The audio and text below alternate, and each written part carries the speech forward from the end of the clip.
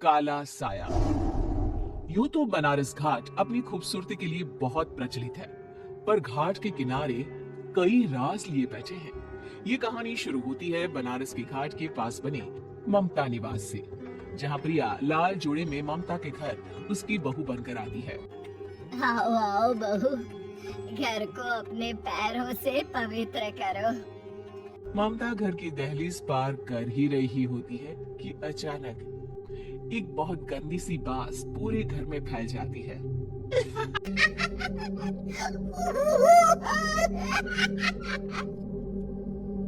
ये बदबू और ये आवाजें, ये कौन हंस रहा है माँ? अब ये पड़ोसी ना हमारे थोड़े अलग से है।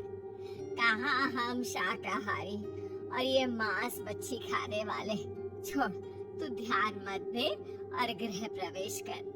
और हाँ बहू, अपनी सास की एक बात हमेशा याद रखना, इन पड़ोसियों से तो कभी बात नहीं करेगी। अच्छे लोग नहीं है ये। अपनी सास की ये बात मानेगी ना बेटा? हाँ माँ, जो आपकी मर्जी, मैं उनसे बात नहीं करूंगी।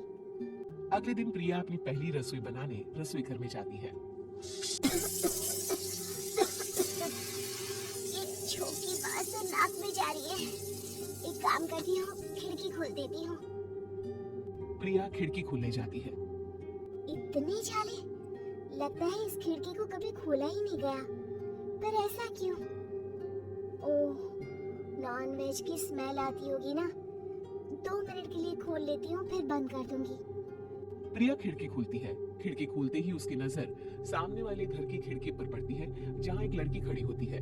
हाथों में मेहंदी, लाल रंग की साड़ी, बिल्कुल सजी धजी, मानो प्रिया की तरह ही वो भी नई नवेली बहू हो।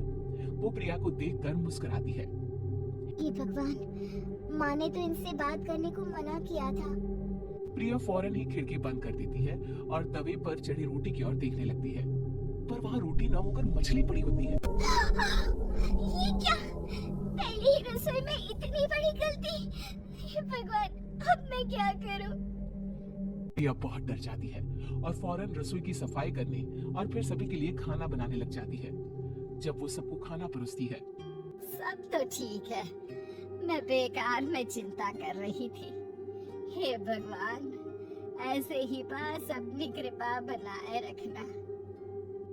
रात के वक्त जब सब सो रहे होते हैं, तब प्रिया को पायल की आवाज सुनाई देती है, जिससे उसकी आंख खुल जाती है। ये पायल की आवाज कहाँ से आ रही है? प्रिया उठकर उस आवाज के पीछे छत की सीढ़ियों तक जाती है। तभी उसे बच्चे के रोने की आवाज आती है। प्रिया छत पर जाती है तो क्या देखती है?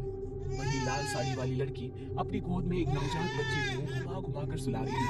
तभी प्रिया की नजर उसके पेट पर पड़ती है। ओह गॉड, ये तो प्रेग्नेंट भी है।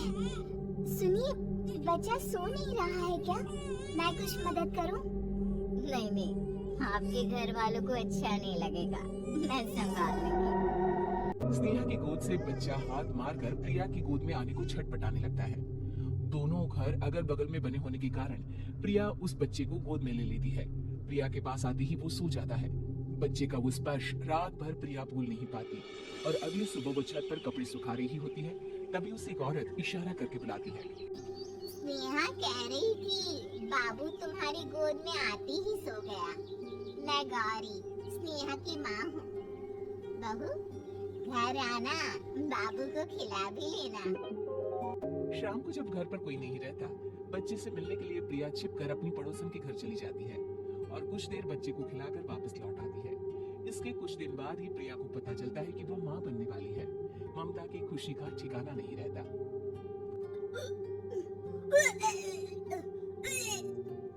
माँ जी, पता नहीं क्यों उल्टी आ रही है। प्रिया भागती हुई वॉशरूम में जाती है तो हरे और लाल रंग की उल्टी करती है।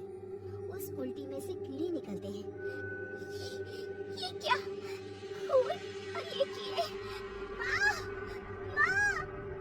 प्रिया की आवाज सुनकर ममता दौड़ कर आती है, पर बेसिन में कुछ नहीं होता। प्रिया हक्की बक्की रह जाती है। ये सब क्या हो रहा है?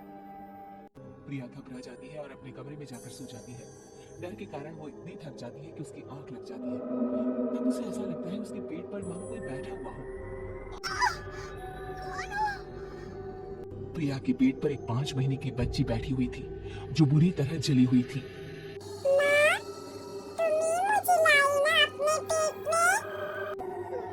मैं तुम्हारी माँ नहीं हूँ। कौन हो तुम?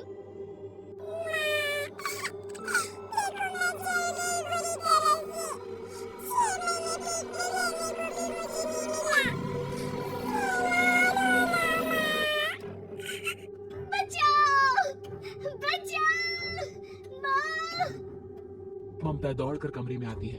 प्रिया की बातें सुनकर वो सब समझ जाती है। तू कहीं बगल वाले घर में तो नहीं जाकर आई ना बहू? मुझे माफ कर दो, मैं गई थी माँ। उस घर में सब मरे हुए हैं बहू। कई साल पहले स्नेहा उस घर में बहू बनकर आई थी। कुछ ही दिन में वो एक बच्चे को जन्म देने वाली थी। पूरा घर बच्चे के आने की खुशी में खोया था कि एक दिन अचानक उस घर में आग लग गई। सब बुरी तरह जलकर मर गए। गौरी आज भी दादी बनने का इंतजार कर रही है और इसीलिए स्नेहा ने अपना अजन्मा बच्चा तुम्हारी कोख में डाल दिया। ममता ये कह रही होती कि पीछे से उसके पैरों को एक बच्चा पकड़ लेता है। दादी, दादी।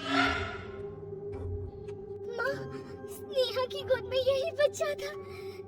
ये बच्चा कौन है फिर? तेरी मौत है।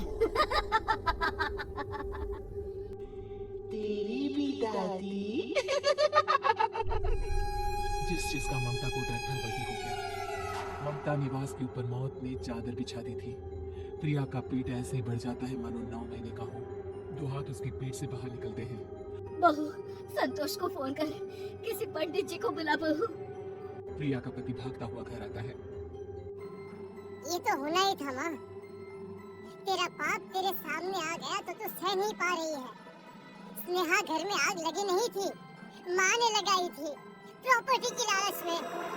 और वो बच्चा मेरी पहली पत्नी का बच्चा है, मेरा बेटा, जो कि उस आग की चपेट का शिकार हो गया था।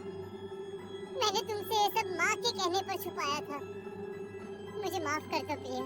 तुम अगर चाहो तो यहाँ से जा सकती हो। मैं तुम्हें किसी भी बंधन में रखना नहीं चाहती। मेरी शादी हुई है आपसे, मैं आपको छोड़ नहीं सकती।